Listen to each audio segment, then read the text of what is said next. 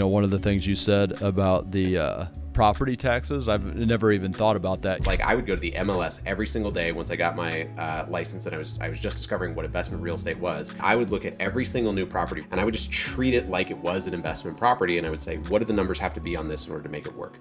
I'm a brand new investor. I want to find my own deal. What do I do?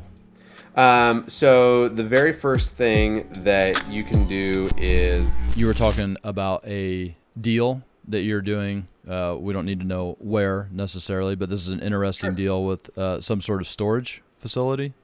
yeah. So part of what I'm always doing is I'm always looking for wholesalers that are looking to move some of their stuff and make connections. And so I found this guy, and he said, "Hey, I've got a self storage facility down in a little town in Texas." And I said, well, that's interesting. I have buyers that I work with that are also looking down for self storage. So reached out to him, wanted to get the numbers. High level, he was looking for, I think it was 3.4 or 3.5 is what they were looking for. Signed the NDA so I could get full access to the financials and everything else because he already had it locked up under contract. I went through and they had some value add stuff that I think is what is pushing their number up because they think they can add another 70 or 80 units onto what's already there, replacing some, carport and RV storage with, inside storage and stuff. And I think they're factoring that into the price. But what I did is I just went through my sheet, put it together. And for me, it's only a deal as it is today with current rent rolls at like 2.4 million. So I took that back to the broker or the wholesaler and told him, hey, here's where I'm at. Is that I'm really at 2.4. You're at like 3.4, 3.5. I think we're too far apart. Here's my reasoning on why it is. And his response then was, well, actually, the seller is open to doing a up to 50% carry, and he would want a balloon in either 3 or 5 years. I was going, oh, okay, so our cash outlay would be this, and we'd do this. And at that point, I'm like, oh, okay, this is intriguing, interesting. Like, there's enough I've done on the front end discovery side for me to go to one of my partners that wants to actually put the money down, and for them to start getting creative on like, okay, well, if I put this in and then I have to go get a loan here, and just for them to start doing the math and seeing if it's viable. So that's where I'm at the status in that one is like I've done all the due diligence and underwriting I can on my side, and so I've turned it over to a partner to look at, and he's running his own numbers to make sure that it fits, and we'll either make an offer or we'll go back and say, yeah, it's just not a good fit. Some initial red flags, even though the numbers work at 2.4, is like the guy's got a buddy of his that's on site that does the maintenance and does all the other sort of stuff, and that's not ideal because that also tells me like, okay, is there a property management company that we could hire if the other friend passes, decides to move, all the stuff that inevitably happens. And then it is a small population, and he's running at like 92% occupancy, which isn't bad. But in a small community, you'd like to, have overcapacity or be overbooked for what's in the community rather than, being there, because that means in a small community, if things turn, then the storage facility might turn as well. So, yeah, that was what came across my desk this week. Yeah, so that's the interesting thing to me. It came across your desk. I've never heard you talk about those type of facilities before. Seems Yeah. like you know a lot about those types of facilities. So what would you say your specialty asset classes are? My specialty is that I'm a lifelong learner. And so if I have an investor that says, hey, Michael, have you thought about doing this or looking at this asset class? I will say, no, let me go learn a whole bunch about that and go take a look at it. What I know a lot about today is I know a lot about single family, I know about multifamily, and in the last year or so, I've gotten real sharp on self storage. The areas where I'd like the opportunity to really learn more about is I know enough to be dangerous in the RV park space.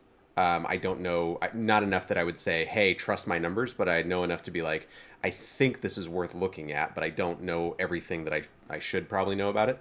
And then also commercial industrial is something that I'm seeing a lot of land as well that's starting to come my way. But it's also one of those of like, I don't understand land flipping or land holding to a certain degree. And so those are assets that I'm happy to learn more about, but they're not my strong suits right now. So to use this deal as an example, hmm the investor called you, and what were they looking for from you specifically on this deal? And I know you probably do more than whatever you did for them but just on this deal, what was your main goal? Yeah, the end buyer, we had talked months ago, and he had said, "Hey, I'm looking for self storage. Like, I'm in the game. I'm in the hunt. I can put together a little fund with a couple of my buddies to we can go find some self storage and put it in because we feel like it's a really safe asset class for us. When we retire, we just want something that's kicking off some cash. Self storage seems like that'd be the deal." I said, "Okay, great." So that put it on my radar, and then I started looking for wholesalers and brokers and other people that are putting those things out there. And what I'm interested in usually are the ones where it hasn't, if it's been on market, it hasn't moved. So I'm very curious, like, why hasn't it moved? What hasn't happened with it? What's gone on? In one of our other conversations, I told you about one where I helped a guys secure that one because that one was the price was a little bit high, but the owner was willing to do some seller finance. But he did want like a 2.5 year balloon in order to get out of it because he's in his 80s. And he's like, guys, I'm not going to be around for a 10-year balloon. I just, I want to make sure my wife is taken care of. So, I'll do a seller carry, but I want a very short term on what that looks like. And every other investor that was coming to look at that was like, we want 5-year minimum. Like, we can't go less than five. And that just didn't work. So I was able to work with the broker and with the buyers group and just say, hey, here are the terms. Like, if we can bring the cash to here and then we can bring the balloon to here, like, I think this works for everybody. And it did. And that worked out. Hmm. So you come in, and obviously, there's lots of different levers. There's, amortizations, there's balloons, there's the interest rates, the cash down, all these different things that maybe everybody doesn't understand. And Right. you work as an intermediary there. Sometimes I work as an intermediary. Sometimes I work as part of the investor group. So usually the way that I approach either the wholesaler or the broker that has the property for sale is that I do have my own opportunities and stuff. So I say I am the investor that is looking in this, and here's what I am looking for. And then if it gets to a certain level, then I say, great, this isn't something that I can go by myself. Are you comfortable with me? Like, I have a finance partner. They're willing to come in. Is it okay to move along with the NDA and everything else in order to look forward and make sure this is going to work? And then they will say yes or no. It's always a yes because they're looking to sell it. And so then Right. I will go to my group of buyer investors and say, great, I've done the due diligence on this. It's on the upper threshold of what you've told me you're willing to, look at. But I think there are upsides for it. And I also think there might be some wiggle room on price or wiggle room on terms or other sorts of stuff that could get this to your Mm-hmm. buy box. So if it does any of these things, let me know, and then we can move forward from there. Gotcha. And what percentage of the work you do, I guess it doesn't really matter, but I'm trying to move into Sure. single family, smaller multifamily, and kind of see, Hmm. I can definitely see how this applies in a big deal like that, Yeah. where there's lots of moving parts. I'm thinking about, like, a wholesaler for a single family home goes in, meets with a potential seller, and like a lot of those deals are done right there at the kitchen table. Uh, Yeah. where do you come in on a deal like that? How do you help, the people that you work Sure. with? Today, on those wholesalers, on those small single family homes where there's not a lot of margin or other sorts of stuff, if I've got a buyer that's doing it, then I'll either say, hey, here's, just pay me a small fee. Don't worry about it because I'm not sure where you're going with it. You're not sure where you're going with it. So, and just consider my finder's fee a tack on to, the wholesaler that secured the deal in order to go look at this for you. And in some cases, rare cases, I have offered to say, hey, why don't you guys pay me out on the back end if I know what their strategy is, right? Like, if I know that they're going to do a flip exit or whatever, I'm like, hey, give me just 1%, on the back end of you guys doing this out because I know you guys have got all the cash tied up or whatever the case may be, and then we'll come to some sort of term to make that work. And are you helping these guys source deals? When I say wholesaler, Yeah. I we're probably talking about the same thing. When I'm thinking wholesaler, I basically mean anybody who's going direct to a seller to get a Yeah. deal, even if that means they're purchasing it. Yeah, so when I think of a wholesaler, those guys to me are they are the bird dogs. So they're the cutting edge. They're the bleeding edge of the industry, right? Like they're the ones digging up deals, looking for the opportunity, figuring out what it's going to be. The guys that usually need me or are looking for me are guys that don't have a lot of time to go look. And so I will sift through my group of bird dogs, my group of wholesalers that are sending stuff out to me, and then I'm looking for what fits with my end buyer that they're trying to do and see what that looks like, and then if there's an opportunity for me to participate or no, or what that looks like on that end. So for most of them, like I'm just considered as like a real estate consultant looking at the deal and trying to figure out if it's a value, essentially like financial underwriting on what it is. On those guys that are wholesalers that reach out to me and say, hey, I want to go do this, or what that looks like, most of the time I don't even charge them to like help them get up and running or look at things or figure out how to go do the deals and that sort of stuff. And the reason for that is because I don't want them to be like, oh man, if I hadn't had to pay Michael, then I would have made it on this first deal. I want them to get the first win and the second win and the third win underneath them, so that I can then say, hey, you're really finding the stuff that looks for me, like call me first, because I want that reciprocity. I also have that attitude of abundance, and that educator inside of me just gets a kick from helping those guys get their starts. And for every I would say 8 or 10 that I've helped like try and get that first deal under contract, only one of them has actually gone on to do the second one, because the first one was really hard to do and they didn't enjoy the process. But I was glad to help them get there and get their start. Gotcha. And by them you mean the people, the bird dogs. Yeah, the wholesaler on the front end. Yeah.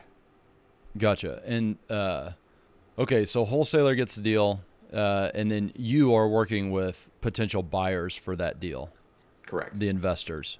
Yeah. And with those potential buyers, with those investors, you are also linking them with either private money or other types of lending. Right. Yeah. Okay, so Most of my buyers already have a secured line of lending, whether that be through a bank or through a private money. But there are cases where I've connected them with additional private finances in order to do a deal that was big enough for what they wanted. gotcha. And so are most of the people that you work with, and I'm sorry, I'm Sure. starting to get a clearer picture here. You have lenders, buyers, and wholesalers. Yep. Am I missing anybody that you're really working with here? Brokers are in there too. But a broker, Okay. wholesaler, again, somebody that's holding a deal, looking to get it sold, and then an Hmm. investor, and then lenders. I mean, that's really it in this industry. And where is most of your time spent working with the, wholesaler or broker, the buyer, or the lenders? Most of my time is spent probably the least amount of my time I spend is with the lenders, because the lenders, like whatever we've agreed to for terms or whatever the qualifications of the buyer, that is just that's their sheet, that's what you're allowed to do. It's a very checkbox oriented system. Either it does or doesn't work. End of story. Hmm. The challenge is just trying to find somebody that has the right terms for the deal that you're looking for and that you're looking to get done. So there are a lot of guys in creative finance, or with little private trusts that can do sort of creative stuff. But for them, it is trying to get that introduction and find out where they are and who they are, so that you can get that particular deal across the line. Most of my time is spent trying to find the deals and then doing the underwriting on them and figuring out if it is a deal. Because once I know it is a deal, then it's very easy to go to my buyers groups and just say, "Hey, I found this. This is what it looks like," and they'll say yes or no very quickly. So I would say that like easily 70% of the work is spent with the wholesaler and the real estate agent and gathering all the information. Good example of that is that I'm looking at 100 plus single family home portfolio in Oklahoma, and like there are just things not on the spreadsheet, or things I'm seeing in the spreadsheet that I'm like, all right, so tell me more. And so with that particular one, I think I've gone back like 4 times with additional questions. Not just like, hey, tell me about this one thing. It's like, I looked at the spreadsheet. Here are my 4 or 5 questions, that I've got about your P&L and what's going on. Okay, so now that opens up an additional 5 or 6 questions. Oh, okay, that's 2 or 3 more questions. And so just keep asking questions back and forth to them to try and get clarity and understanding. And most of the time, what I'm actually looking for is I'm looking for the ammunition that will like figure out where there is an assumption they're making in their value versus the reality of what Mm. it is we're going to buy. Because the thing that's so interesting and weird to me is that if you were to walk into a business today, it's very cut and dry on, here's what the business generates, here's the amount of revenue, here's our overhead, here's what I get to take home as an owner of that business, here's my EBITDA. Like, very straightforward on what the numbers are. And so if somebody comes in and says, oh, okay, great. Well, guess what? I have to replace you as an owner and I have to take out a loan in order to purchase the business. So in order to that and still be able to pay myself, here's the maximum that I can pay. And everybody in the room goes, yeah, that's right. The owner may say, well, I would like to get a little bit more from that. And then they might come to some creative terms and payouts and other sorts of stuff. But that's generally accepted. Yet in real estate, it is, oh man, if you just go fix this one thing, you'll be able to charge 10% more. Or, oh, Mm. if you did this thing that I deferred the maintenance on for a few years, and if you were to just raise the rents on the tenants, you'd make this much more money. So I'm going to charge as if that has already happened. Mm-hmm. And you just kind of scratch your head and go like, but it hasn't happened. But like, you have chosen not to raise those rents for a reason. And so I can only pay you what the asset is generating today minus the fees I'm going to incur from lending. And that's always the biggest thing that I see when, especially on market agents are putting out investment properties, is that they and the seller are not accounting for how expensive the cash is to acquire in order to do the deal. And so they will come up with net operating income numbers and put an NOI out there. And then I put in our funding numbers and I go, it would cost us $1,000 a month to own this property just using your base numbers and then having to pay the loan. Like, tell me why that would be good a financial decision for us. And I've never had a broker or owner. They're always like, well, but if you did this, and I was like, yeah, but even if I took your increased rates and increased, where what you think we're going to be at, I'm still going to be negative cash flow because how expensive money is today. So how are you gonna again? Tell me why I would buy a business that I have to pay in order to own, versus a business that should be generating money for me. And that's the real disconnect I see from a lot of people that market homes and single family and other sorts of stuff and investor properties versus like the business market. Mm-hmm. So let's say that I went out and I got a deal under contract for 100 single family homes in southeast Tennessee. That's where I'm at. And then I come to you. What are the next steps look like? For me, the first layer of the next steps is I want to see if they've got it. I want to see a P&L to show what the property's been doing. And I don't want to see it just for this last year. I want to see it for the last 3 years. So I want to be able to look at that. The next thing is I want to understand the structure that you have. Did you go crazy and is every single one of these things inside their own LLC?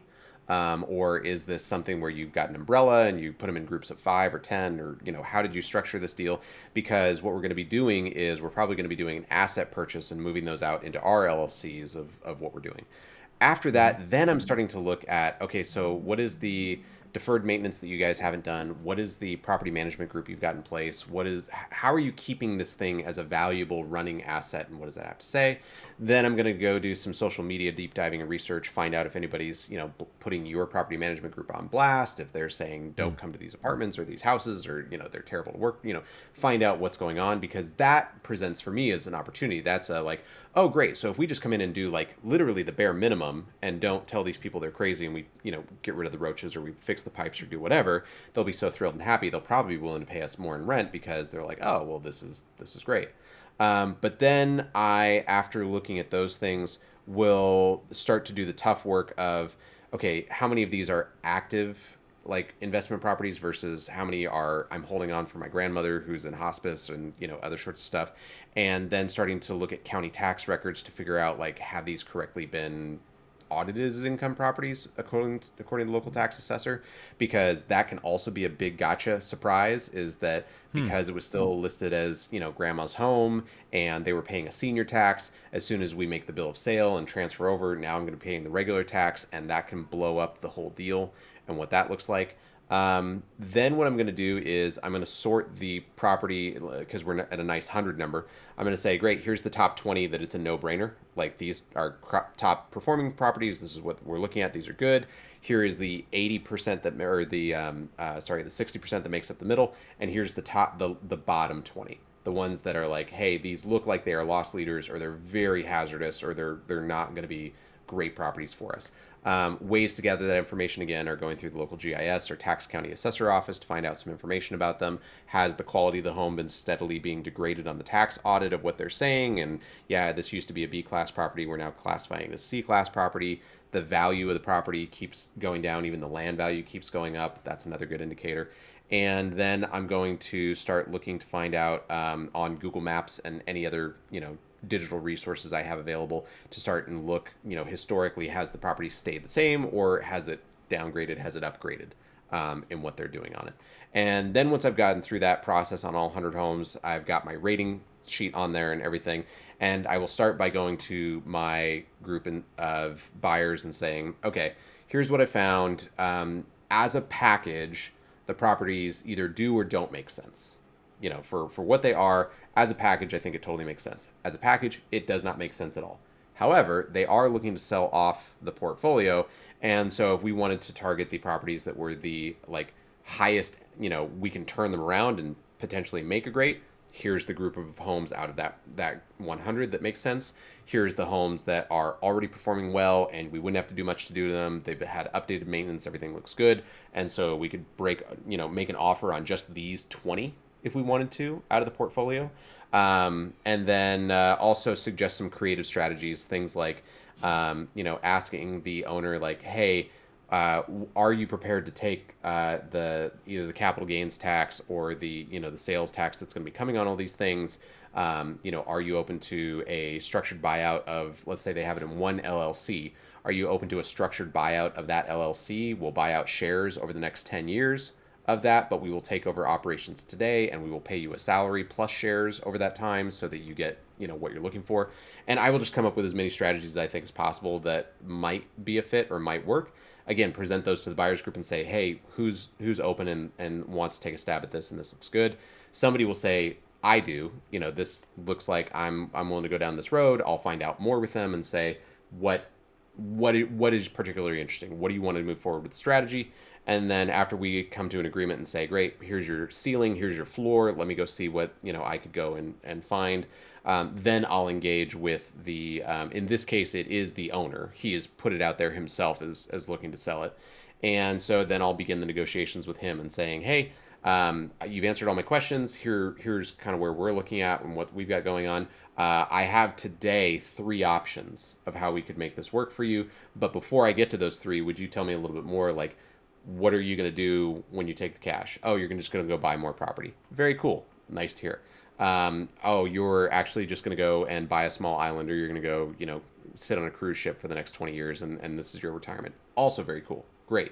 But I just want to give a little bit more information about what their motivation is, so that as I present the 3 options of how we could cut it up, I can figure out, okay, how does this option actually align with what they have told me is their goal? Got it.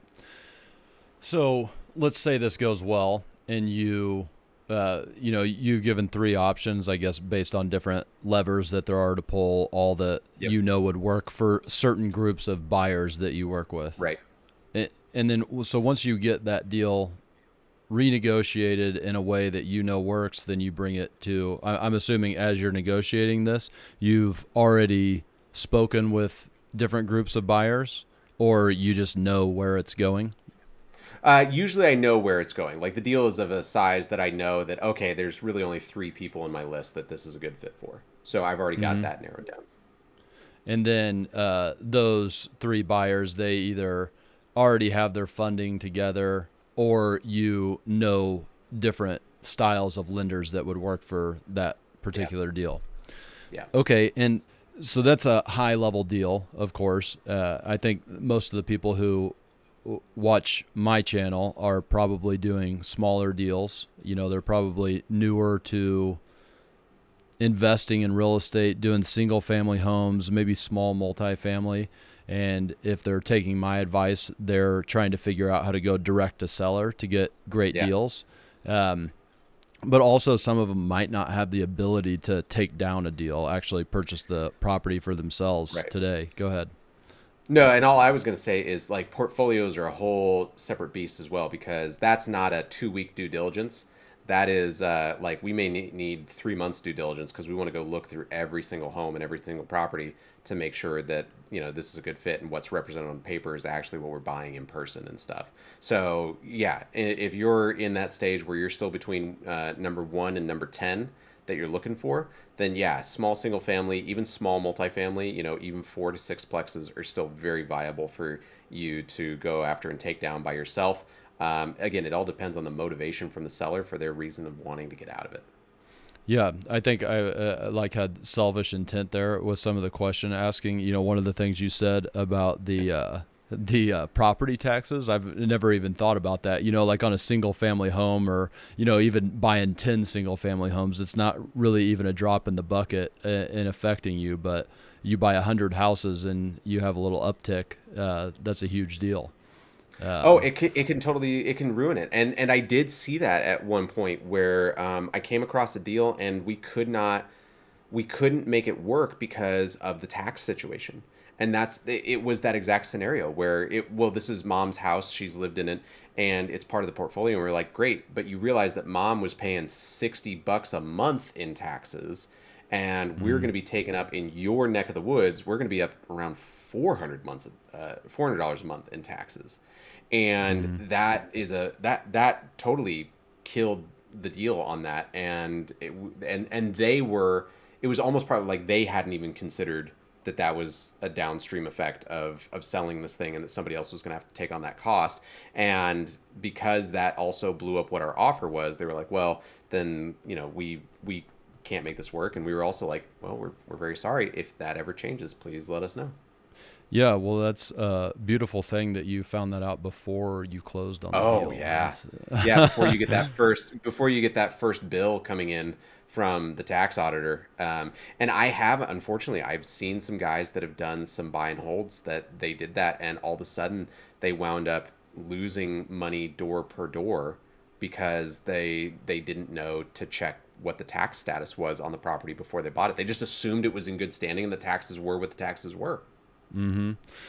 I know that you're big on systems, so I assume you have a checklist that you go through. I mean, I Yeah. notice how as soon as I ask the question, you obviously have layers of things that you go through. Are these checklists that you use for yourself, or are they things that either sell or give to people in No, your if I make community? it for myself, I'm happy to give it to other people. Like my calculator that I've got is something that I've modified from somebody else that had a system and used it. And so yeah, I always share out my stuff.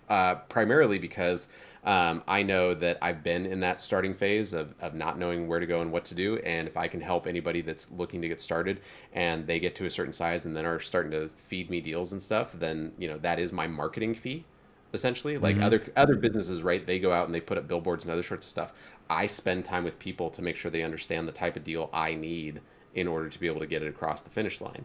And so Mm-hmm. yeah, I've created calculators, I've created contracts, I've done checklists, I've created videos and other sorts of things for people of like, all right, if you're going to go, here's how to do a comp, and here's the numbers you want to run if you're in this neighborhood, or do these sorts of things. I I did one for a local real estate meetup group. I was at the time I was still licensed as a realtor, and I showed, hey everybody, here's how to use. Realtors have access to something called the NAR RPR, which essentially pulls tax information from all across the nation, in addition to doing MLS listing information and stuff. And so I used to use it all the time with the wholesalers I was working with to be able to like, hey, you've got a deal. Let's find the comps for it to make sure that this is an actual deal, so that I could educate them a little bit more and they get smarter about that.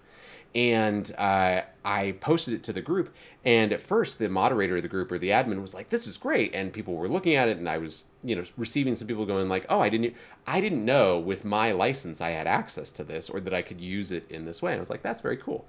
And I Mm-hmm. don't remember what happened, but all of a sudden I looked and it was no longer there.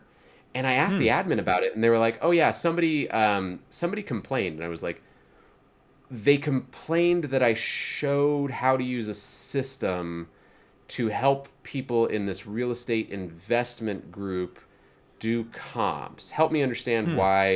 why that got taken down. And it just became a thing. I was just like, all right, well, some people want help and some people want to pretend like, there's territories or barriers or the crazy one I heard today was somebody went to a realtor went to a neighborhood and another realtor found out that they were door knocking in that area and they were told like this was the 1950s or something like that's my neighborhood, stay out of it. And it's like, what?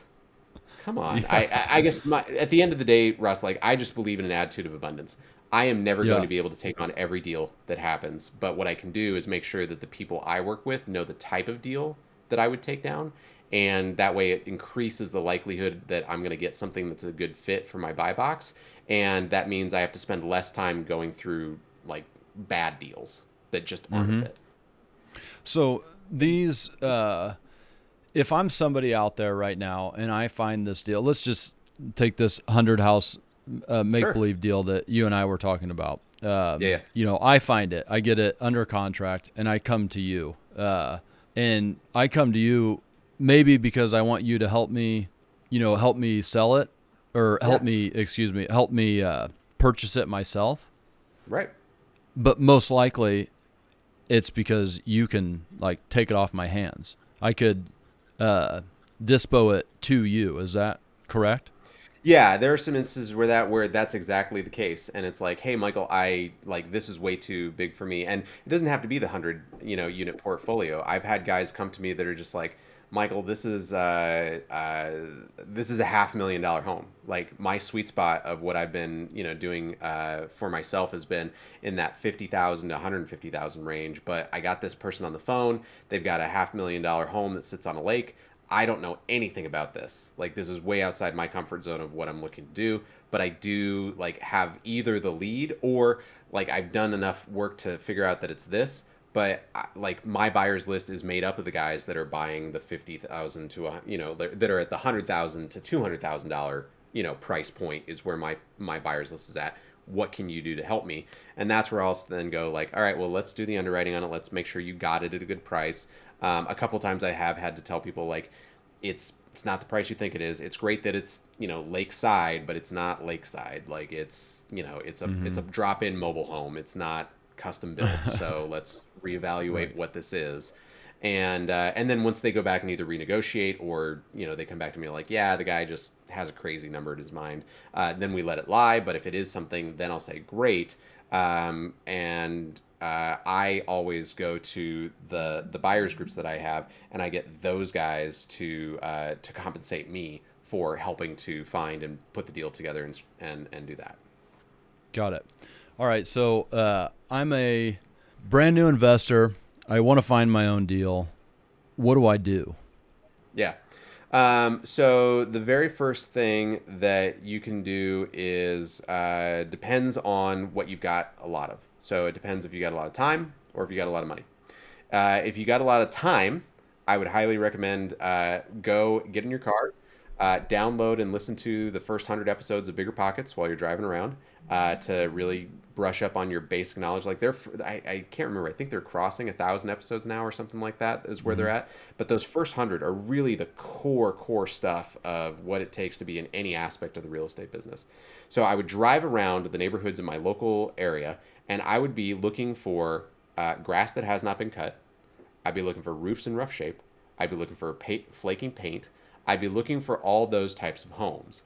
And I would have with me a little paper flyer that is like I pay cash for houses, and I would just go either door knocking or I would be writing those down on a legal pad as I'm driving around, and then I would start looking those properties up to find out is that owner occupied home, is it tenant owned, and then I would start, smiling and dialing if I had to, in order to either skip trace or door knock or whatever it is to try and find out how to get in front of those people.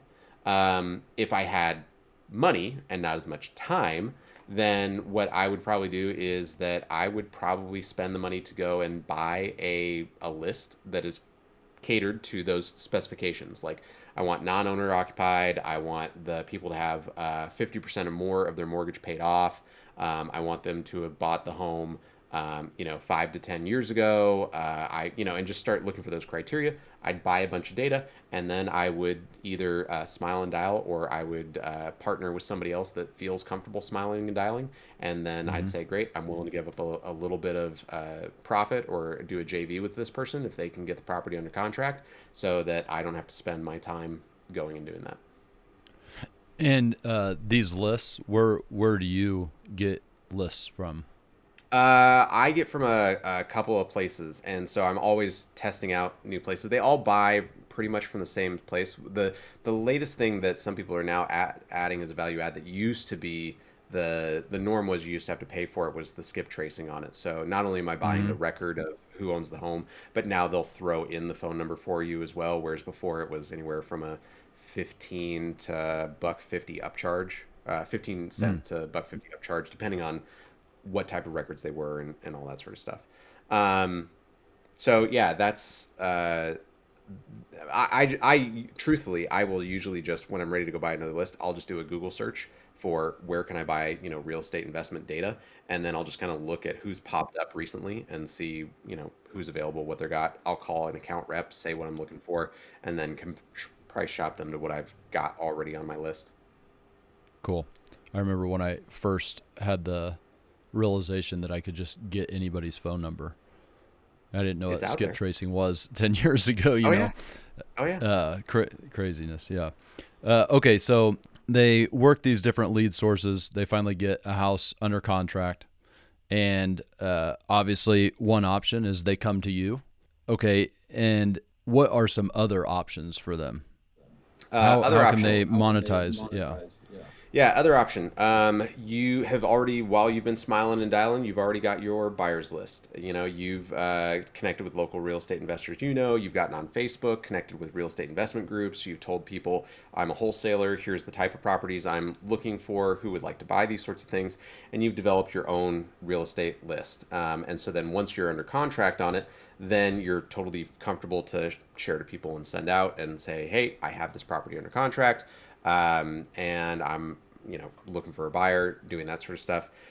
The other one is that you can start smiling and dialing on either the commercial or investor friendly brokers in your neighborhood, and just say, hey, my name's Michael. Ross, I know you work with investors. I have a contract for assignment on this property, and I was wondering if you have any investors inside of your database or in Mm-hmm. in your phone that buy this type of property. Maybe they give you the list back on it. Maybe you just work on you charge them commission or whatever. But I'm looking for some investors that would buy this type of thing. Is that something you do? And go from there. The third one is that before calling a buyer, calling a private money or calling your bank and saying, hey, I've got this property at this price. I think that the aftermarket repair value or where it's going to be on market is this. Is this something that you would lend to me on so that I could purchase it and hold on to it? And decide if, instead of being a wholesaler or a flipper, you want to, buy and hold the property. Okay. So where you can get rid of a deal. First, you have connections with lots of different buyers and lots of different lenders for those buyers. If Hmm. that, for whatever reason, is not an option, commercial brokers, credit unions, title companies, which I love the title company idea. I've never considered going to a title company to find buyers. It makes a whole lot of sense as you break it Right. down. What about different bird dogs, different deal finders out there? How do they start working with you? Oh, I'm super easy to work with. You just find me. You just email me at Michael at dissecting the deal and say, "Hey, Michael, I've got something I'd like to take a look at." I'm that easy to get a hold of. Nice. And same thing with buyers, I assume. Yep. Yeah, so what is the ideal call you get today? What's the Oh, the ideal ideal call client? that I get Mhm. today from a seller, whether that is somebody that they own the property or that they are a wholesaler and they're looking to get rid of something, is, "Hey, Michael, I've got this, and I haven't had anybody else take me up on it. I don't know what to do with it. Because at that point, the opportunity for me is like, oh, so we're open to doing something creative. Like whether that creative is we got to renegotiate the price, whether that creative is that we're not talking about having to sell for cash, we're talking about selling time, or doing something else that we need to do to get the people out of that. That's the exciting and interesting call that I like to get from a seller. From a buyer, I think the thing that I like to get excited about and interested in is not just, hey, I'm a buyer, I'm looking to do this. It's, hey, I have a 3-year plan. I have a 5-year plan. I have this is what I'm doing now. I'm looking to add you into or slot you into an existing system I already have. Like I've already gotten acquired this type of asset and done this sort of thing, but I'd like to be a little bit more active on this side. Or the one that I got a couple weeks ago was just, hey, we've got a 1031 that we know we're going to be doing, and if we can find a home for that and it's a little bit bigger than X, I have some other people that'd be willing to come in on the deal and participate. And that was like, oh, okay, great. So now we're working on a time frame. Because what I found with a lot of investors specifically is that their their cash can get tied up real quick. So if they come to me and just say, hey, I have, cash to do this, it's like, well, I don't have a property today. So I'm not sure, what we're going to be able to do, but let me start looking through and letting people know and see what we can come up with. And if something comes along, what I've had happen in the past is, oh, that's great. That totally fits my buy box, but we just deployed cash on this other thing. And it's like, well, shoot. So now it did fit their buy box, but now they don't have access to more capital in order to get it done, and they don't know how to get creative or follow that and make that happen. And so now that's an opportunity that's like, well, shoot, that was my only guy that fit the buy box for that. Nobody else it's really a good fit for. But what they can come and say, hey, I'm doing this and I'm setting this aside, or I've got this point in time opportunity to make something happen. Again, that's really exciting for me because that's something that we can like start go and knocking on doors and asking people and hunting around and looking for those opportunities. Yeah, so you, I mean, named your company well, dissecting the deal. Like as you're explaining the things, I see, these deals can get very complex. Obviously, some are more simple than others, but they're very complex because of the experience and the knowledge you have. You see all of these moving parts. It's like in slow motion for you. You're seeing all the parts, and you're seeing how this puzzle fits together for the different sides: the seller, the buyer, the lenders. That there's no way to get there other than obviously gobs of experience and probably mistakes Well, along the way, I'm sure. oh, absolutely. And what I would tell people though is that experience doesn't have to be like in the trenches with a live deal. Like that doesn't have to be it. Like my experience, what I did was like I would go to the MLS every single day once I got my license, and I was just discovering what investment real estate was, and I would look at every single new property, regardless of what asset class it is, regardless of anything else, and I would just treat it like it was an investment property, and I would say, what do the numbers have to be on this in order to make it work? Again, one of those things that they talk about in those first 100 episodes of Bigger Pockets is like, you've got to look through 100 properties before you can make your offer on your first one. And my goal was, well, I want to accelerate that. Like I want to go and look at as 100 properties as quickly as I can so that I can figure out what it is that is the right thing and what makes it work and why does that work. And then always leaning on other people I found inside this industry that are willing to educate me and tell me about opportunities and other sort of, whether that's lending best practices and things that we should know, whether that is home inspectors, educating me about electrical boxes that, I should be concerned about, or I remember the first inspector that took me through and really explained to me about mobile and manufactured homes, and where the public misconception starts versus the actual manufacturing situation ended, and all that sort of stuff. Just not being afraid to ask questions and being okay with acknowledging that I don't know everything, and I don't have to know everything because the other people want to make sure that this deal works. Mm-hmm. So do you have, I mean, obviously the people that you're working with, you're educating as well. Do you have any sort of mass education out there? I mean, that's just a lot of knowledge for No, somebody to get. Yeah. no, not right now. That is something that I think there's a lot of places putting stuff out there right now, but I feel like a lot of it is. Um, I think the trend right now that I'm seeing is a lot of like the 6 week, the 30 day, the 90 day like boot camp challenge style pieces to really make sure people are motivated in order to get to where Mm-hmm. they want to be and where they want to go. And that is a hard structure for me with all the stuff I do in order to commit to with people to accelerate that. The closest I've come is that I took my script that I had when I was an agent, trying to explain to people about how I earned my commission with them. And I broke that into a script and I hand that out to agents all the time of like, hey man, like this got 80% of the people I met to do business with me, even if they already had another agent.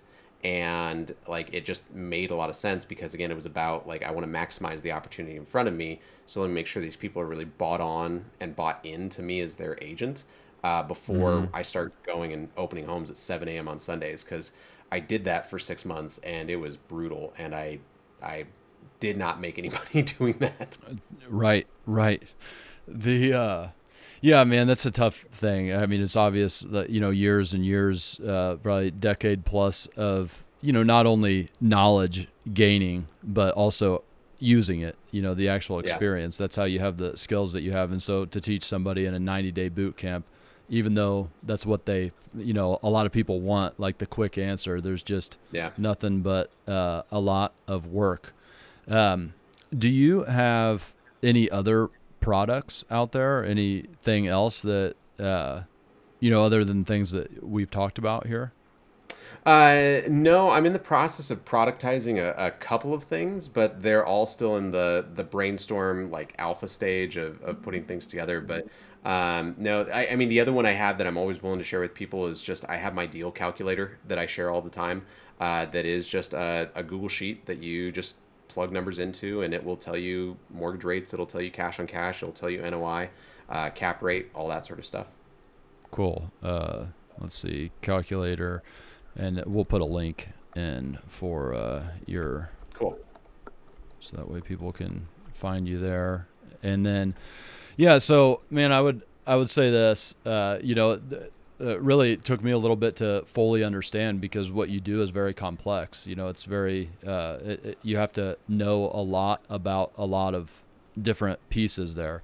And finally, I think my brain got there where I see this big machine and all the parts, and you understand all the parts and you understand how to fit them together, and there's not really a way to turn that knowledge into a product because it takes so dang long to learn that and so much experience. And so the thing that I would think to do especially on a big deal like that, to avoid what you don't know, because nobody knows what they don't know. Something like the property taxes going up on 100 properties. You have that experience and you can see those parts that other people can't see. And so the move is to at least discuss these things with you. And, as I've seen, you're totally open to discuss any deal. And so, Oh yeah. Yeah, I am always open to discussing with people about stuff. Like I always make myself available for people if they have questions or other sorts of things. Because again, I was on that side of it, and I don't claim to know everything. I know enough in most cases to be dangerous enough to be like, hey, I think this could work. But I will then also be transparent with people on like I'm making assumptions about this, and this, and these are things we should absolutely go find an electrical expert, a roofing expert, a planning expert, a zoning expert to give us some more information to make sure that we're on the right path. But yeah, I'm always happy to help people and look at what they've got, and because that's the hard part. Like the part that I do, it really is just like, okay, let's see how the Rubik's cube can be put together, and can we make it into what we need it to be in order for us to be able to say, great, we had success on this. But the hardest part of this whole game and this whole experience is finding that deal. Like mm, that, if somebody isn't willing to do that, there is no industry. People don't need people like me because there's nothing to sell. There's nowhere to go. There's no market. Yeah. Yeah. The deal finders out there, the Oh man, grinders. they are. Yeah.